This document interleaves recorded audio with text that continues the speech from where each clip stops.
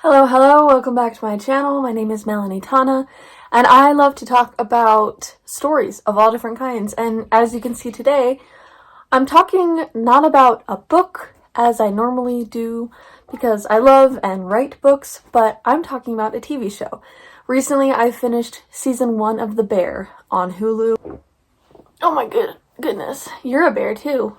He'll just sit. Say hi.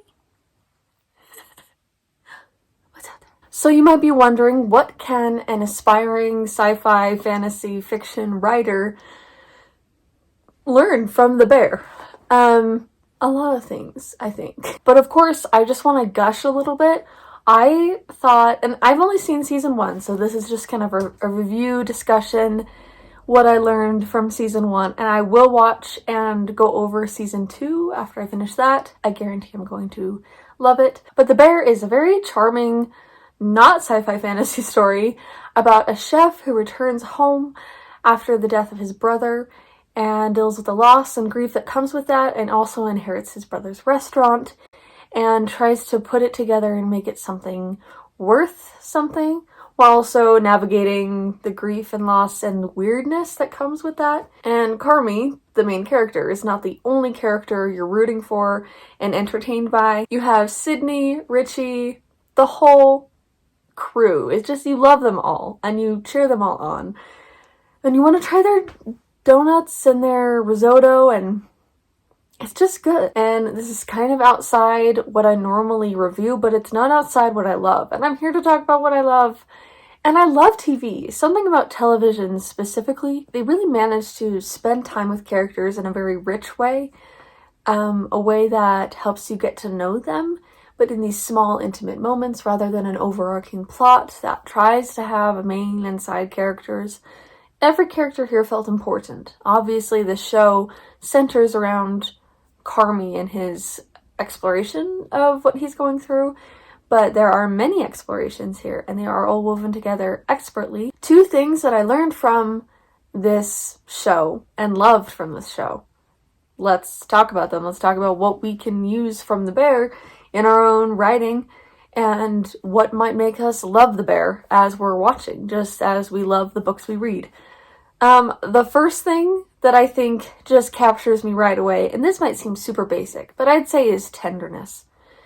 And I think that tenderness in writing and in stories in general, and in real life, does not come from a place of necessarily wholesome or pure character work. I think some of the most intimate and tender moments come from places of vulnerability, of embarrassment, of making mistakes, and of being kind of a mess and kind of a bad person sometimes, or at least a hurtful one.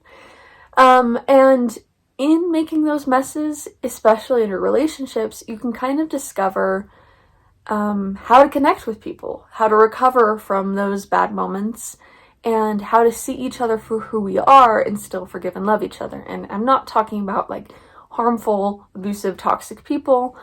I'm talking about people who apologize, who mess up but say sorry, who hurt a little, because we all hurt each other a little, without it being like abuse. I want to make that very, very clear. You do not have to be tender and loving to people who have abused you, especially if they've done nothing to make up for it. But that's the beautiful thing about this show. It acknowledges where you might hurt someone and where you might need to make up for it, and where sometimes you'll never be able to heal the hurt between you and someone, especially if you've lost them and can't really talk to them about it. But you watch these characters yell and scream at each other. I don't want to go into spoilers, but there are things that happen. There are fights that break out. They're literally like screaming at each other. You know a kitchen, right? They're screaming at each other. But you just get a sense that they're screaming because they love this place and they want things to work out, and they are just a little bit stressed, and you have a lot of love and care for them.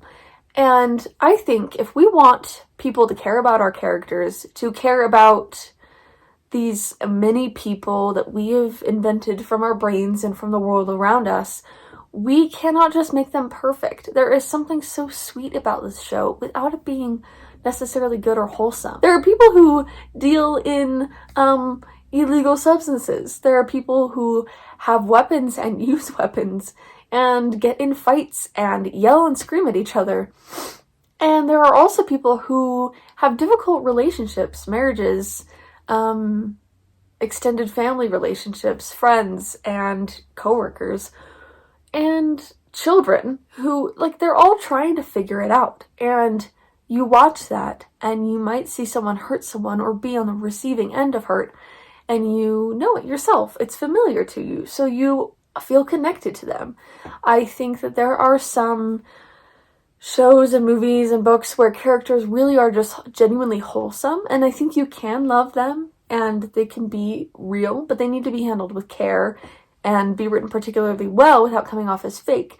And nothing about the bear feels fake. In fact, so much of it is real, but their humanness feels very real. So I think that this show managed to create intimate, platonic relationships between us and the characters and between the characters with each other. And it did so not by making them perfectly lovable, but by making them so accurately human and with just enough sadness and relatability that we can feel for them. If you want people to care about the characters, show them working on their mistakes, not having already overcome any mistake, and you won't have people being like, oh, they're so sweet, but like that's all there is, because that's not all there is to the characters of The Bear. So, a lot of thoughts. I didn't write anything down for this video, so if you guys are like, she's rambling again, you're right. I don't have the time. And if I do, I don't have the energy, so here we are.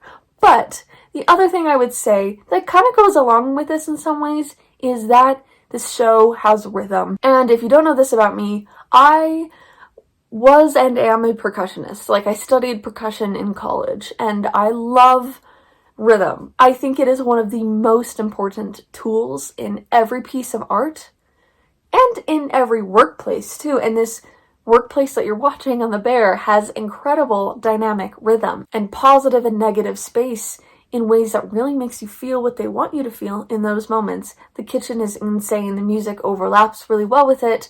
The people know just perfectly how to yell over each other and talk to each other. And it's intense. It's very intense.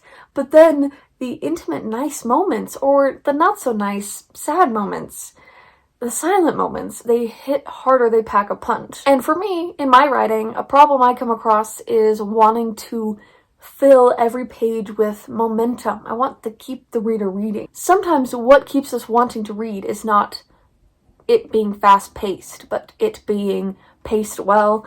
And pacing is such an ambiguous term, and I know that, but if we're talking about rhythm specifically, remember, it is okay to have moments that feel like they're not important and feel like they don't make sense. But I do think that a lot of people, in achieving a well-together, put-together plot, also make the mistake of forgetting why the characters are going through the plot in the first place. Because if Carmy in The Bear was just trying to keep his brother's restaurant afloat and be successful, and if that's all that the season ended on, then it would feel very flat. But the character is going through something emotional. He has to have slower moments. He has to just talk and argue and fight. He has to just sit and look at something or think or remember. And it doesn't need to be explained to us. In fact, there's a lot that's not explained, but the rhythm of it ties it together and reminds you of the point of it all. So keep in mind how your slower moments can impact the finality of your story and make it feel final, rather than just achieving an arc of plot. Yeah, so those are my jumbled thoughts about season 1 of The Bear. I will definitely be reviewing season 2 regardless of, you know, whether or not y'all want it, because I really love this show and it was very refreshing. And I love television and I love movies and I want to talk about them too, and video games. So if you guys have any suggestions, obviously, as usual, I will take them into consideration. Anyway, long story short, I love The Bear. Did you love The Bear? Why or why not? Please write a 5-sentence paragraph in the comments. Or don't. Especially if you're going to be mean. But I don't think you will. You guys are nice. I'm just being a silly goose right now. I'm very tired. Thanks for watching. I will see you guys next week with another video. Bye.